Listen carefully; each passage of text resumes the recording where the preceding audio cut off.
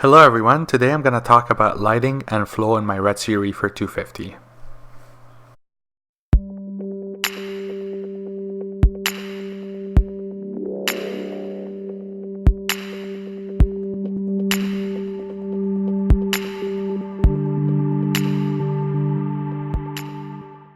Hi and welcome back to Amrazul TV. Today I'm going to update you on changes that I've made to my lighting and flow on my Red Sea Reefer 250 over the past year. So in terms of lights, I'm running 3 Ecotech XR15s. The 3 Radions are essentially running the typical SPS AB Plus program. It's slightly modified. So I start the day off essentially at 7:15, 0%, and then it ramps up to 20%. That's, I think, an 18.5K spectrum. It looks a little bit like this. Red, green, and white at 10%, blue and red, royal blue at 100%, and UV at around 50%. Then we start the SPS AB Plus plateau, which I actually, so you see that it's 61% here and 64% here. It was at like 60%, and I've been slowly increasing it to 63%, but I guess I've been only changing this number. So this is why you see these two numbers don't match, but in theory they should match, and what I've been doing now is trying to make the plateau, the first part of the plateau. I mean, right now it's not a plateau, but I'm trying to slowly increase the intensity early on in the day to make it 64. So these two numbers should match. But essentially, in the typical SPS AB Plus program, you have this plateau of 18.5K. which is 24% green, 24% red, 24% green, 24% white, and the blues and the UV are 100%. And in my tank, these two numbers should be 64, but right now this is 61 and this is 64. So you run this plateau for about 7 hours. For me, that's 9:30 to 4:30. And then here is where you kind of see a bit of the deviation from the typical SPS AB Plus program. I shift slightly towards a more white and red and green. So red, green, and white at 35%. This is approximately a 16.5K spectrum. And this is the time where I'm home from work, and I like to look at the tank a little bit with slightly more white light. Then it starts ramping down again, back to the 18.5K, and then gradually until about 8 p.m. I go towards more of a blue spectrum, kind of like a moonlight phase, and then lights off almost at 9 p.m. So that's kind of the spectrum, and all 3 lights are running this. I did publish a map of my PAR reading with around this 63% maximum intensity in this plateau. I'll send a link. There's going to be a link up there in the top corner of the screen where you could go back to the old video with the PAR map. The PAR essentially hasn't changed. Alright, let's go back and talk about flow. So this is something that has changed, not a lot. I'm still running 2 Mp10s, but I did add the gyres, and the addition of the gyres led to some changes in how I program my Mp10s. So let's look at the Mp10s first. So actually, that's not the one that I want. I want the second one. So the Mp10 on my left is kind of the main, has the main programming, and the Mp10 on the right is kind of just usually in anti-sync mode. So here's my schedule. I begin the day and I end the day with the pump running in constant mode, both pumps running in constant mode at 80%. Then what I like to do for about 5 minutes is when like the lights come on, I like to just have both pumps running at 100%, just to kind of clear any detritus that has settled in the tank, and to wake up the fish. Yeah, that's one way to kind of think of it. All right, then I slowly shift for an hour into reef crest mode, running at 100%. And reef crest is a random mode, so when it's running at 100%, that's like maximum intensity of 100%. Typically, when you run reef crest at 100%, that means that on average, the pump is only running at 50% capacity. So sometimes it goes all the way to 100%, sometimes it goes all the way to 0. So on average, it's running at around 50%. Then I change into a tidal mode running at 90% for 3 hours, I believe. Tidal mode is kind of like another random mode, but the changes are not as drastic as reef crest. So reef crest, you could jump from like 100 to 0, or 90 to 10% really quickly. Versus the tidal mode, the changes are more gradual. Then I go into nutrient transport mode for 2.5 hours, and here the max pump intensity is 80%. So with nutrient transfer mode, essentially it's a short pulse system where one Mp10 is on at really high intensity, and the other one is running anti-sync to that. So it creates kind of a standing wave that helps remove the detritus from your tank and pushes the detritus into the overflow. This I used to run at 95%, but when I added the gyres, when I run this mode at 95%, sometimes during some situations there's just enough flow in the tank from the Mp10s and the gyres to actually knock one of the Mp10 pumps off of the wet side, off of the dry side. So when I switch this to 80%, I haven't had any issues. So now I run nutrient transport mode only at a maximum of 80%. Then after that, I go through an hour of reef crest with a maximum intensity of 100. So again, here on average at any one time, the pump is only running half of this. This is the maximum. Then around 7:15 for about an hour, I like to generate a standing wave in the tank, and here I run it at a pulse of 70% with 0.62 seconds is the frequency, and the other pump, the other Mp10 is running an anti-sync, and in my tank this generates a nice standing wave. Then I go into another hour of lagoon. You know what? I think I made a mistake. I think the lagoon is like a more gentler reef crest random mode. I think tidal wave is another program that generates kind of it also alternates the pumps back and forth, but it's not as random. So my mistake. All right, so lagoon for about an hour, 75% of the time, and then I switch back to reef crest for another hour at 100% maximum intensity, and then when the lights are off, I go back to constant, both pumps running constant at 80%. And that generates kind of a considerable amount of flow overnight. So most people like to kind of reduce the flow during the night, but I've been running the tank with essentially pretty high flow, constant flow at 80%, both pumps at night, and I guess I don't see any ill effects from that.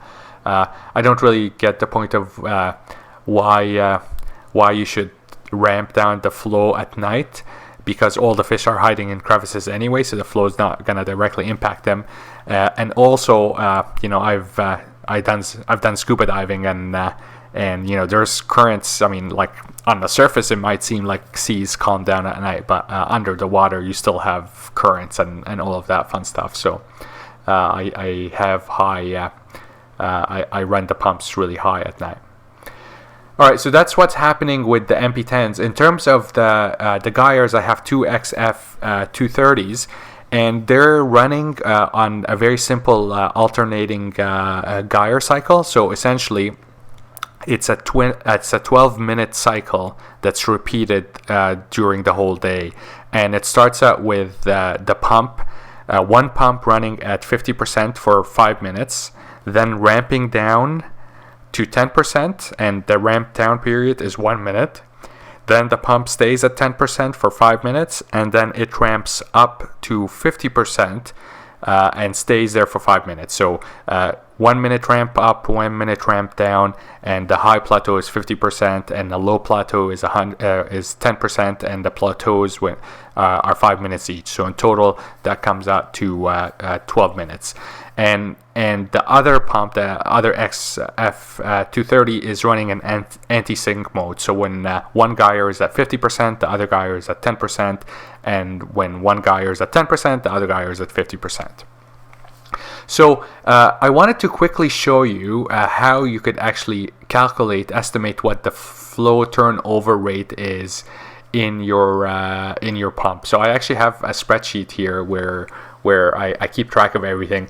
So it starts, the way to estimate what the turnover rate is you try to make a table like this, where you try to figure out what settings you're running your pump at and for how long. So I'll give you an example for one of my Mp10s. I went through and I just did a log. So on average, or typically in a day, my pump, one Mp10 is running at 80% for constant for about 7.6 hours of the day, and then I go through my cycle. So I have it running for 0.08 hours at 100%. A third of an hour at 50%, 4.5 hours at 0.45% or 45%, 2.5 hours at 40%, 1.5 hours at 50%, 1 hour at 35%, 1 hour at 37.5%, 1 hour at 50% again, and then 4.4 hours at 80%. So that adds up to 24 hours. So you could, if you want to figure out what the flow is in your tank, do this little table here. Then after you have this table, then you need to multiply. You have to figure out what the maximum gallons per hour that your pump puts out. So one Mp10 puts out a maximum of 150, and so when for the 7.6 hours when the pump is putting out running at 80%, then essentially it's generating it's generating 12. No, I can't figure out numbers now. 1,200 gallons per hour. So you do that for every stage. Then the next step is you got to figure out what the turnover rate is for your display. So my display is 50 gallons. 1,200 gallons per hour is approximately 24 times 50. So it's 24x if you want to call it that. That you do that for every stage. And then what you need to do is because you're essentially running the pump at different speeds during the different day, you have to figure out what's called the weighted average. And the way that you do the weighted average is you're gonna take your turnover rate for every stage and you're gonna multiply it by 7.6 hours divided by 24. So you're multiplying by the proportion of the day that you're running at that speed. So you do that for every stage, and you sum all of these numbers up, and that gives you your average turnover rate per hour for one pump. So for one of my Mp10s, if you add all of these numbers up, then I am essentially running at 18.6 times the turnover rate of my display per hour. So that's for one pump. You have to do this for every single pump. So for my second Mp10, because it's running opposite, the schedule looks the same and the turnover looks the same. So I have one Mp10 giving me 18.x turnover rate per hour. The other Mp10 is giving me 18.x turnover rate per hour. My two gyres, if you figure out that 12-minute cycle extrapolated to the whole day, then I'm running 10 hours at 50% of 50% power, 2 hours at 30% power, 10 hours at 10% power, and 2 hours at 30% power. The gyre puts out 2,300 gallons per hour, so you multiply the percent power by the maximum output, and that gives you the different gallons per hour turnover for every stage of your cycle. And then you calculate again the turnover rate. So you take this number and you divide that by your tank volume. So in my case it would be 50. And so when the gyre is running at 50% in my tank, this results to a turnover rate of 23 times per hour. Then again, you have to calculate the weighted average. So you're taking this and you're multiplying it by the proportion of the day that the tank is running in that stage. So here it would be 10 hours divided by 24. So it would be 230 multiplied by 10 hours divided 24 hours in a day. So I get 9.5. And you sum all of these to get the weighted average, which is 13.8. So one gyre is giving me an average 13.8 turnover.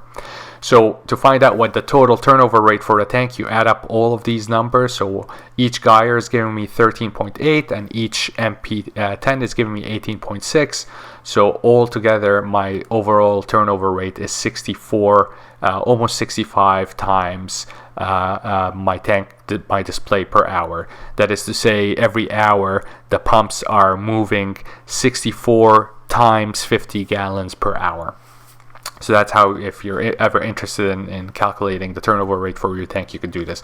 What I don't have here is the Vectra. So obviously my return pump is adding a little bit more flow, increasing this number. But I'm setting my Vectra at a fairly low turnover rate. I think it's only running at maybe 10% or 12%. It's not moving a lot of water, so I could calculate it here, but it's not going to change that number that much. All right, so that's it in terms of light and turnover. 64, I think, is pretty respectable for an SPS tank. I will be looking to increase that flow rate a little bit as the corals get a little bit bigger. Obviously, when your SPS corals grow, they block the flow a little bit, and you have some areas that wouldn't normally accumulate detritus start accumulating detritus. So you have to kind of compensate and stay on top of this by increasing the flow to kind of make sure that you're still able to remove this detritus from coral tissues.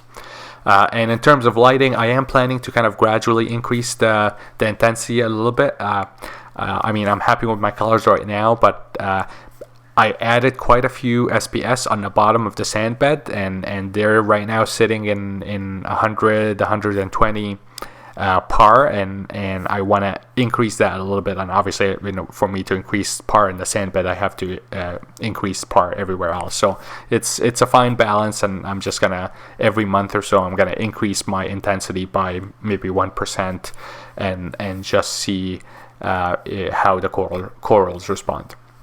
Okay guys, if you have any questions about how to set up your Radions or Mp10s in the Red Sea Reefer, or any other questions about flow, do send me a comment. I will respond. And thank you so much for watching, and do stay tuned for some upcoming videos on the 3-year anniversary of my Red Sea Reefer 250.